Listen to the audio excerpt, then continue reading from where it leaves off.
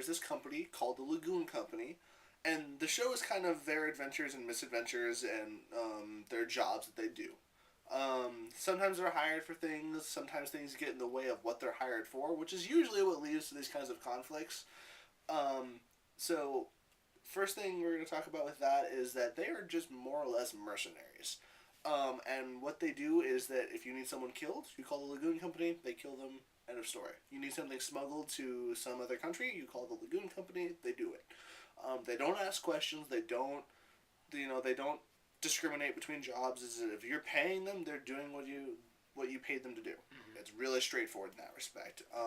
So, next thing we want to talk about is where a lot of the show takes place. So a lot of the where the place takes is in it's Roanoke, China, and it's like in this it's in the Chinese the South Chinese Sea, and basically the place is run by criminals, and there's no really there's law enforcement, but the law enforcement is paid off by really all the criminals. Pretty much you give them a couple $100, they look the other way.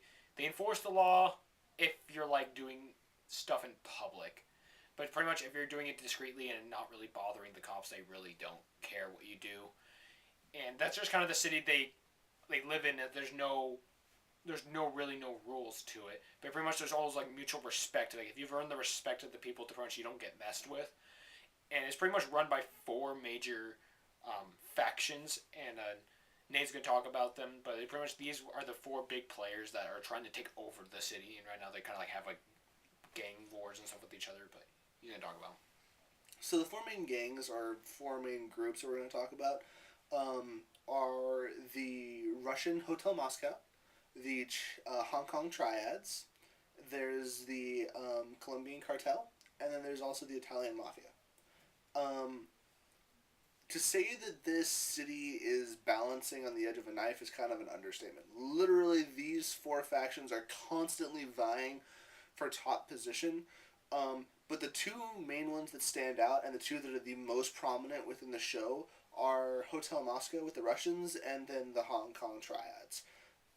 These 2 are constantly kind of playing for number 1, and there's really no clear understanding of who's better, who's in the better position, but they both have a mutual respect and kind of hatred for one another. So that definitely plays into the Lagoon Company's jobs that they do, because sometimes they're hired by the Triads to do something and Hotel Moscow gets in the way, or vice versa. So it just depends on the situation at the time. The Colombians and the Italians are in the show, but they're really kind of irrelevant comparatively. They just kind of showing hey guys, we still exist, by the way, we're going to go away for another 10 episodes. Yeah, they're there and then they're gone and then they get shot and they're gone again. So now we're going to get into the people of the show, our lovely characters. So there's 4 main characters, and then we're going to talk about 5 or so sub-characters. So the main character we're going to talk about, and he's advertised to be the main character of the show, and his name is Rokuro Ikajima, also known as Rock. And Rock originally starts out not with the Lagoon Company. He gets kidnapped by them because they try to use him as a hostage to gain more money in the deal they were doing.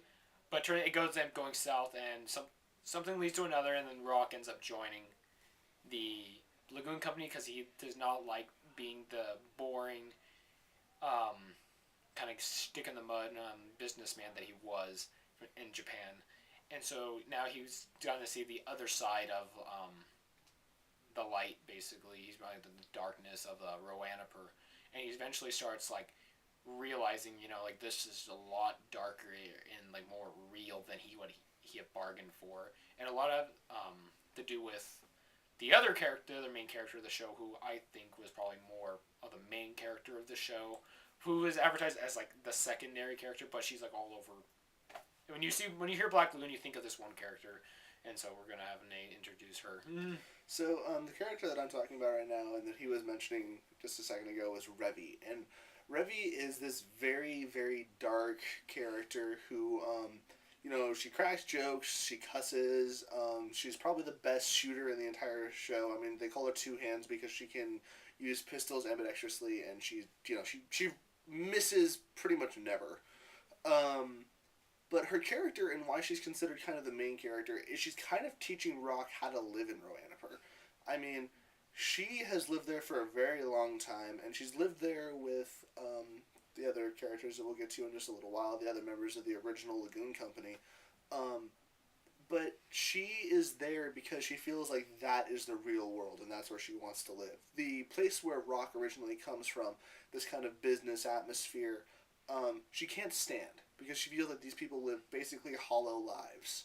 Um, and the thing is that while she is a character that develops a little bit, and while she is a character that has these really loud, funny, sometimes obnoxious opinions, she is not a happy character.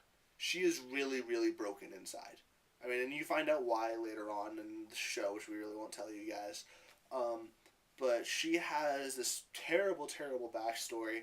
And honestly, when you think about the show, like you said, you really think about Revy more than you do Rock. Like, yes, Rock is important as a character, but nowhere near as much as Revy. Revy, honestly, I don't know why she's not given the spotlight for the show, because you care a lot more about Revy than you do about Rock. It's just kind of how the show goes. So yeah, next character. Go ahead. And then the next character is the leader and the boss of the Lagoon Company. His name is Dutch, the only known black character to exist in this show. And the reason why we say this is because the show has to deal with all kinds of different races of people and stuff like that. But there's really no black people in this show, and maybe there's one other one, but that's not the point of the show. Like what I'm trying to get across, but he's just so underdeveloped as a character, because like in the couple episodes he is in, you're like, wow, this guy's a badass, and he knows what he's doing, because he pretty much tells Revy what to do, and she does it immediately, and you're like, wow, if he's telling Revy what to do, I wonder what he's capable of. But he's always kind of calm and kind of collective. He doesn't really like freak out that much. He's always like, hey man, let's just play it cool. Let's just handle it this way, which is like, you find out that he was in the military, but that's really all you know about him. And that's really disappointing to me that he was not developed as much as I would like him to. Same with this other character, the last character we're going to talk about. So one of the things, back to going to the fact that he's like one of the few black characters, the only reason we really mention that is because we had this conversation about it where, there's all these different things, but there's literally Dutch and then some other guy that owns like a strip club and he's black. And we just felt like out of all the real characters you could have in this show, like, why are there like, it felt like the show itself was being like almost racist, but it wasn't. It was weird. But that's not really the point. We just brought that up because we felt like, we want to hear weird. we want to hear your guys' opinion. Like, don't you feel like in this kind of situation where these kind of gangs and these people vying for money and things like that, don't you think there'd be some kind of faction where there's people of that kind of nature and color? I mean, like, we felt like that was kind of something that was maybe a little bit lacking in the show. Anyways, last character we're going to talk about is Benny. Benny is this kind of hacker. Computer whiz kind of guy. Yeah, I mean, and that's pretty much all you learn about him. I mean, you find out that he was being hunted down by the FBI, and I believe it was the Mafia. The Mafia. Yeah, and but you never know why. They never tell you. Which is why something we're going to talk about in just a little while, which is our character development. For those of you guys that have seen our videos before, you know that we love to talk about character development. And that is one area of the show where we felt just a little bit disappointed. But we'll get there in just a second. That pretty much covers all of our main characters, but we still have the side characters to go through. So, first side character we're going to talk about is Mr. Chang. So Mr. Chang is the leader of the Hong Kong Triad, and he gets more developed than Dutch or Benny, and which is it's sad to see that like a side character get more, but when you learn about Mr. Chang, you're like, this guy also knows what he's doing, because he can keep up or even surpass Revy in gunfight. She even says, one day I'll be as good as you. And he's like, that is like, he's pretty much compliments like, yeah, maybe you will one day. And he's also like kind of like collective kind of, I can outthink you kind of guy. And it's kind of like, wow, this guy is like, I don't want to mess with this guy, because you think that, oh, he's just a criminal kind of like no, there's a lot more to this guy than he comes across. And also, we're going to talk about the other main side character, I would say. Yeah, when we say that there's these, the only reason we didn't count them as main characters because they're not technically a part of the Lagoon Company. They technically could be classified as main characters within their own rights, but we decided that the Lagoon Company itself kind of took precedence over the fact that these other people who are the head of the gangs. And the next person we want to talk about is Miss Bella Laika, and she is the head of the Russian mafia. or Russian gang, however you want to put it. Hotel Moscow. Yeah, Hotel Moscow is basically what she runs is Hotel Moscow. It's a hotel. Anyways, she was a military captain, and she had a whole platoon under her care. We won't say why they were discharged from the military or why she was. Or why they're there. Yeah, you guys can watch the show and learn that for yourselves. It's a really cool story, so it's definitely worth checking out. But her and her sergeant, who is also kind of a secondary character, basically whenever Balalaika's there, her sergeant's there. And he's kind of just as important as she is because he helps with her decision-making process. But she's a character who's a lot like Revy. Like, there's kind of a lot of darkness in her. Just because there's things that she's seen, things she had to go through. I mean, it's obvious she's been hurt in her life. That's apparent by scars. If you guys ever look up a picture of her, she's basically, like, scarred everywhere. We won't talk about that either. Trust me, we want to, though. So next character we're going to talk about is just kind of a shout-out to one of our favorite characters in the show. Her name is Roberta. So, yeah. So Roberta's just kind of... She has her own little story arc in the show, and we're not, like I said, we're not going to totally talk about her because you have to understand, like, it's more of a surprise when I first saw, I'm like, oh my gosh, this character, where did she come from? Kind of thing like that, and we don't want to go into any, like, I don't want to give anything away, because if I give anything away, pretty much it's going to ruin that kind of story arc for the show. So I'm just going to leave it at, like, that. And then pretty much our last character we're going to talk about, she's from the Rip-Off Church. So, the Rip-Off Church is basically this Catholic church, and it's in Roanapur, and it kind of grew with Roanapur, so it's does some pretty shady stuff too. But it's still a church, and Edna is a nun, loose terminology. She wears the habit, that's pretty much it. Anyways, and she and Revy are, I wouldn't say that they're rivals, but they kind of are. I mean, it's like they're good friends that kind of compete with one another. And they don't ever really fight each other for any reason. They just, they like to one-up each other. Yeah, like, they're just kind of like friends in a sport that want to show, like, hey, I can do this, but I can do this, kind of thing. She's really a very funny character. She has a really cool secret about her, though, and if you figure it out, kudos to you. But, yeah, she's pretty unique. You might want to keep an eye out on her for a couple of reasons. So all the characters that we really felt like deserved being mentioning, kind of put in front of you guys. So now we're going to talk about our character development of the show. So basically the character development is non-existent. There is no character development in pretty much all the characters except for Rock, who, you see him from the very first, like, afraid, kind of by-the-book businessman to the end of the show where he's basically kind of ditched that, or he's kind of has it a little bit still, but he's pretty much kind of strayed away from that, and that's really like the main character development is by him, and because he's the main character and he has to change in order to like really have a story. But the other person who changed a little bit was Revy, and I would say like Revy changed a little bit. The only thing that really changed about Revy is that she kind of grows this affection towards Rock. We won't say exactly what kind of an affection, but it's definitely a lot more apparent than it was at the very beginning of the show, kind of towards the end. So, as far as character development goes, the characters are who they are. There's really no other way to put it than that, with the fact that Dutch is Dutch, and Benny is Benny, Mr. Chang is Mr. Chang, Balalaika is Balalaika. Like, these are their characters, this is who they are, and this is who they've been for a very long time. And there's no reason for them to change at all. So they are who they are. The only reason Rock is changing is basically because he's learning how to live. I mean, he's learning how to live in Roanapur. That is basically why he changes. So for my score on this, I'm giving it a 3, just because like the characters didn't develop at all. So that's there's nothing really I can give it for that. But because of Rock's kind of transition, I'm giving it something of a score. So. I give it a 3 as well, because even the character development within Rock really wasn't even that like overwhelming. So I give it a 3 as well. It's just nothing was really there. As far as character development goes, this is not that kind of show. We'll just be upfront about that. So next thing we want to talk about is consistency within the show. Now, we've talked about consistency like with Rosario Vampire, how it jumps around and things like that, and honestly this show is really, really similar. So, there's different kind of story arcs, and the show itself jumps within these story arcs. It's a little bit more consistent than Rosario Vampire, we thought, so we gave it a little bit better score.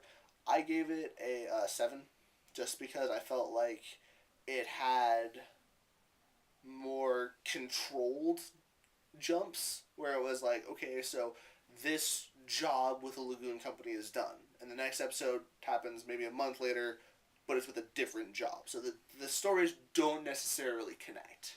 So I would say I give it a 6 because when I wanted a show, I want a story that lasts more than like 3 episodes, and they're like, okay, that's that, over. We're gonna start a new thing, which is kind of like, okay, that's the way the show is. Like they do different jobs, but I just kind of wish some of the jobs last a little bit longer, so like I could maybe connect with that a little bit more.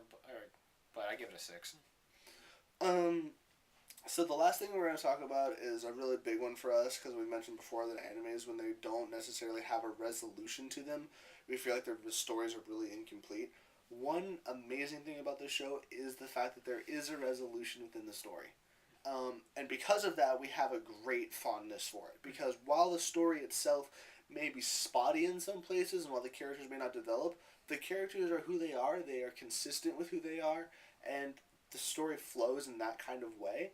And when the story comes to an end, it's an ending where if they want to do more, they could. And if they don't want to do more, that's okay. You're okay with it either way. So, It has a satisfying ending to it, to where it's like, yeah, there can be more. It's like, and trust me, you want more. you want more.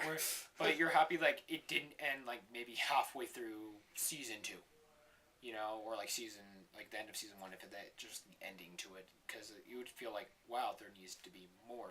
There's clearly more, and that's what I liked about it. So I was for like overall resolution, I give it an 8.5. Yeah, I gave it an 8.5 as well. Actually, no, I gave it an 8, now that I really think about it. I'm going to give it an 8 just because I feel like the resolution was good, but it did it did leave me wanting more, which makes me want more, but it's not to the point where I feel like it takes away from the story. So as an overall score for me, the characters themselves are some of my favorite in the entirety of all the animes I've seen, which I've seen quite a few. I feel like the characters themselves, while they don't necessarily change, the consistency they have with their personalities and where they are and how they talk, especially with Revy, really struck home with me, because they are just, that's who they are. Mm-hmm. And what they do and why they do it is what they do and why they do it. I mean, they don't need anything more than that. Mm-hmm. And while Rock kind of questions here and there, he pretty much goes with it. Yeah, I mean, he learns to kind of bend and be who he is. But I think before we give it a score, I just wanted to say, I watched it first in Japanese, and then I watched it in English. Yes. The Japanese voice acting is really good. Like, all the characters are really done well. But the person who did Revy, I don't think did the best job. But where I watched it in English, the English voice actor outdid the Japanese counterpart. She did so well with them. Like, if I thought of a voice, I think of that one. I don't think of the Japanese one. Yeah. And that's what really got me, was just like, wow, that person just did a fantastic job of, like, you are Revy. That is your role. No one can take that from you. So, one other thing I want to talk about before we really give it a score is that there are rumors that there will be a season 3. That having been said, we are really excited for it if there will be. The only thing we want to see is the same voice actors come back, because like he's saying, the woman that did Revy was absolutely superb. I mean, you could not have picked a better actress for the job. And so, all that being said, keep your eyes open for season 3. So go ahead and give your score. Overall score, I give it a 9. I know a lot of my other scores are lower, but just because the characters were so well done already, like I'm kind of happy they were the same characters they were, which I'm like, yeah, they're the same characters, but they were already awesome to begin with. Why would you want to change them? Where Rock is like, you didn't really like him, but he changes a little bit, so you're like, okay, that's good. And then Revy is pretty much Revy, because if she would have just totally done a 180, it's like started becoming sympathetic, I think this anime would have failed. It really would have. And Revy needed to be who she was in the entire show. I've also read a lot of people who felt like the show was way too harsh. I really feel like in the situations that these people are in, they're exactly who they need to be to survive, and that's kind of what the show is about. Is it's a lot about survival. It's not a happy ending kind of show. It's not meant to be something where you're like, oh, that was cute. No, that is not what this is about. This is a very adult anime. There's a lot of blood. There's a lot of gore. There's really no nudity. I would say that there's some nudity. Yeah, but it's really slight. I mean, it's not something, you know, like a lot of other shows where It's you're not like, in your face. But it's just like, oh look, kind of thing. Then they kind of just brush by it. so all that having been said, I gave it an 8.5. I felt like overall it was one of my favorite shows. So yeah, and as far as being underrated, I definitely stand by my previous statement with our previous video saying it was very underrated. I think people definitely need to consider watching this just because it has so much good, you know, just character interaction. So And it also going back to the point from like we're talking about how Rock is the main character and how we felt Revy was more the main character. She's on the cover. how can you argue with this? Like, where's Rock? You don't see Rock. You see Revy. It's like, yeah. I mean, that's why I'm just like, advertise Revy as the main character and have Rock be like the secondary main character. But that's just a little thing. I was like, just make Revy the main character. It irks us a little bit, as you can tell, I'm sure. Other than that, though, I think we're pretty much done here for now. Did you give it a score? I gave it a score. Okay. I just want to make sure on that one. So thank you guys once again for watching. Sorry our videos run really long, but we definitely like to cover things in our kind of way. We discuss these pretty much at length, so we understand what we're going into and going to say.